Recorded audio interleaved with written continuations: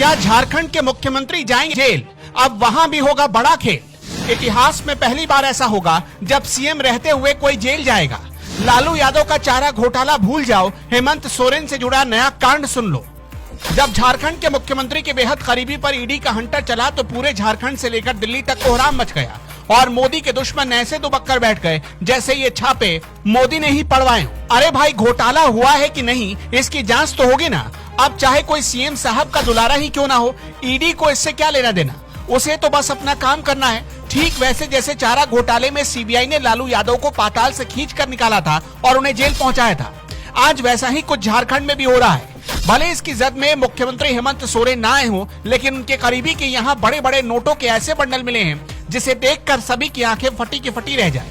इन नोटों को गिनने के लिए ईडी को भी मशीनें मंगवानी पड़ी। इंसानों के बूते की बात ही नहीं थी कि नोटों की इन गड्डियों को गिन ले। पहले ही ईडी मुख्यमंत्री साहब के सचिव के यहाँ अपना काम कर चुकी है, लेकिन अब जब मामला बढ़ता जा रहा है तो जांच का दायरा भी बढ़ गया है, जिसके दायरे में कई ऐसे सारे लोग आते जा रहे हैं जो सीएम हेमंत सोरेन को मुश्किलों में डाल सकते हैं। भले ही अब तक वो ईडी और दूसरी जांच एजेंसियों से बचे रहे हों, लेकिन खबर है कि अब ईडी रडार पर वो आ चुके हैं और जल्द ही कुछ बड़ा हो सकता है। इंडिया टीवी में छपी एक रिपोर्ट के मुताबिक ईडी ने मुख्यमंत्री हेमंत सोरेन के विधायक प्रतिनिधि पंकज मिश्रा के घर और उनके करीब 18 ठिकानों पर छापेमारी की।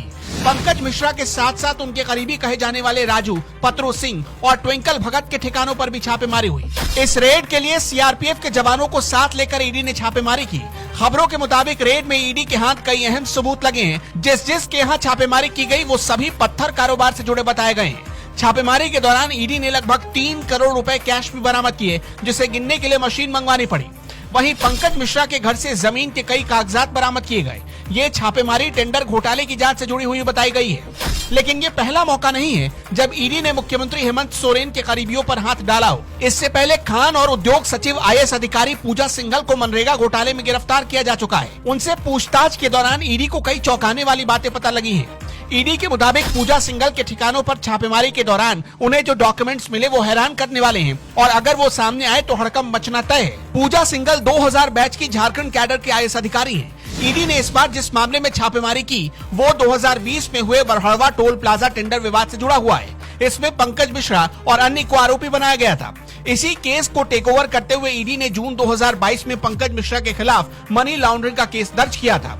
खबर है कि पूजा सिंघल की गिरफ्तारी के बाद खनन अधिकारियों से पूछताछ के बाद ईडी को कई सुराग मिले थे, जिसके बाद एक साथ 18 ठिकानों पर छापेमारी की गई।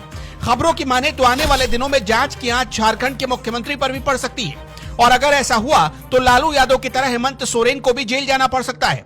हालांकि अब तक की गई कार्रवाई पर हेमंत सोरेन ने चुप्पी साध रखी है और वो कुछ भी बोलने से बच रहे हैं। एक मुख्यमंत्री के विधायक प्रतिनिधि के यहाँ पड़े छापे पर आपका क्या कहना है? कमेंट बॉक्स में अपना जवाब जरूर बताइएगा।